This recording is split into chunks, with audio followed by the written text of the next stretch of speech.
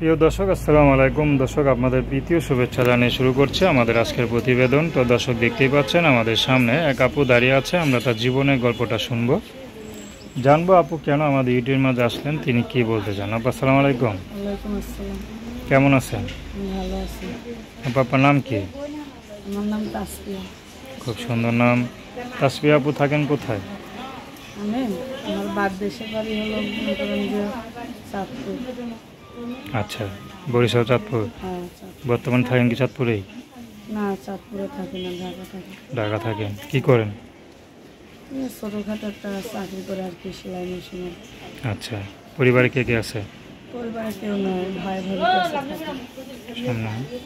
বাবা মা নাই, ভাই ভাবির কাছে থাকি। আচ্ছা আচ্ছা, তো ঢাকা শহরে ভাই ভাবি থাকে না? হ্যাঁ। তাদের কাছে থাকেন? হ্যাঁ। আচ্ছা, বিয়ে শাদী হয়েছে? না, বিয়ে শাদী হয়নি। বিয়ে শাদী হয় না। বয়স কত? বয়স 18।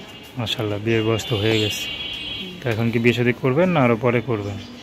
ভাই এখন আসছে যে ভাই ভাবি আছে, বাবা মা নাই পাশে, সারা জীবন কি ভাই ভাবির কাছে কি থাকা যায়? এখন তো মনে করেন যে বুঝতে শিখছে, জ্ঞান হয়েছে, এখন তো মনে করেন যে সারা জীবন তো এরকম থাকা যাবে না। এই জন্যই মনের মানুষের জন্য আসছে যে আমার দায়িত্ব নিব, সারা জীবন আমার পাশে থাকবো। এই জন্য আর কি প্রতিবেদনের শুনতে আসছি। নাহলে কেউ কখনো চায় না কোনো মেয়ে যে প্রতিবেদনের শুনতে যায় হাজার হাজার ছেলেদের সাথে কথা বলে। আচ্ছা, তো ভাই ভাবি জানে আপনি যে এখানে আসছেন? না, জানে না, তাদের করে আসি না। আচ্ছা, মানে নিজের ভবিষ্যৎ তো ভাই ভাবি চিন্তা করে? হ্যাঁ, আপনার ভবিষ্যৎ নিয়ে কি বা বিয়ে শাদী নিয়ে ভাই ভাবি চিন্তা করে? কখনো দেখছেন?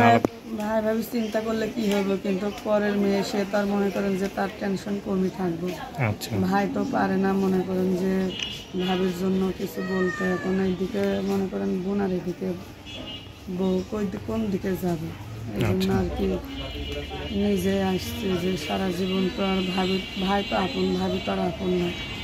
এই জন্য আর কি প্রতিবেদনে আসছে। তো দর্শক, আপনার তাসফিয়া আপার কথা শুনলেন। তো তার নাম্বারটা হলো 01886232327। আমি নাম্বারটা আবারও বলছি, 01886232327। তো দর্শক, প্রেম ভালোবাসা, সাহায্য সহযোগিতা, বিয়ে শাদী করা একান্ত আপনাদের ব্যক্তিগত ব্যাপার। তো আসুন আমরা 5 ওয়াক্ত নামাজ পড়ি, সর্বদা দেশের সেবা করি।